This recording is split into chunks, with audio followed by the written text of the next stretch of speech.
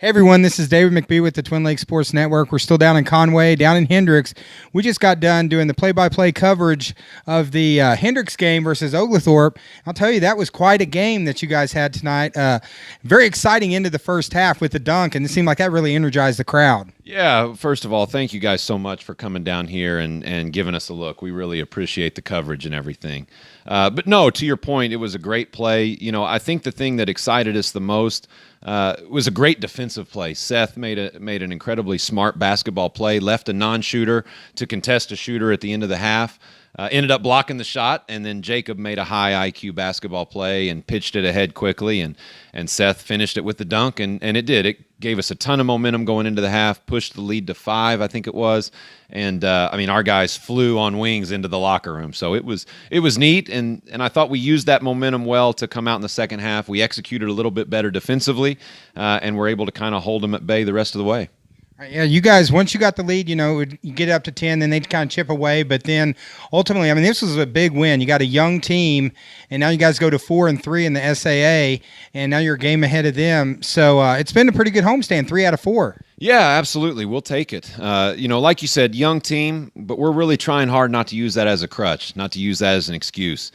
This late into the season and the minutes those guys have played, they're essentially sophomores. And so couldn't be prouder of them. They've been huge for us in games. We're getting great leadership from our upperclassmen. You know, you want to be playing your best basketball this time of the year, and I feel like we're trending in the right direction. We're not quite there yet, which is a good sign, but we've just got to continue to try and work hard every day, take it one game at a time, and continue some of this positive momentum. All right, well, tell us a little bit, you know, we've talked a little bit about basketball, and you guys, you know, got a great season going and stuff, but let's talk a little bit about Coach McCracken. Kind of tell us a little bit about you. You know, we got a chance to interview your wife earlier, so she told us all the deep and dark secrets. So kind of tell us a little bit about you. She said you guys actually met over in, I think it was Eastern Kentucky? Yeah, it was my first coaching stop out of college. I got the opportunity to be the second assistant at Transylvania University in downtown Lexington, Kentucky. And while I did that, I worked on my master's at EKU, Eastern Kentucky University, which is where I met my much better half. And just so happened at the end of that year, a guy that I know was the head coach here at the time called and asked me to interview for the position as the assistant coach. So I came and did that. He offered me the job, and to be honest, I fell in love with everything about Hendrix. I fell in love with the vision of the athletic facilities. None of this was here at the time. Just fell in love with the mission of the college, and 13 years later, here we are. So it's been great. Hendrix has been wonderful to me, to my family, to my wife, to everyone, and just hope that we can kind of give a little bit back to Hendrix in return. Well, you've built an outstanding program here. I mean, winning championships and everything. What would you say out of all the things you've dealt with and all your coaching things, what would be probably the moment or memory that sticks out the most to you? I know that's a lot. So, you know, honestly, it's an easy question. You know, when I got into coaching, I got into it because I wanted to stay around the game of basketball. As I've become a head coach, I continue to coach this game because of the relationships.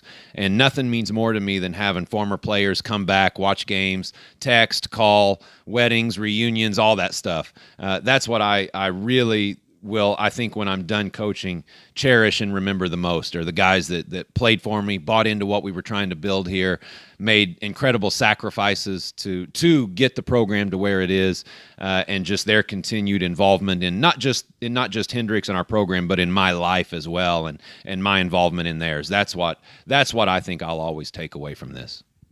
One of the cool things we found out you have a dinosaur expert in the family.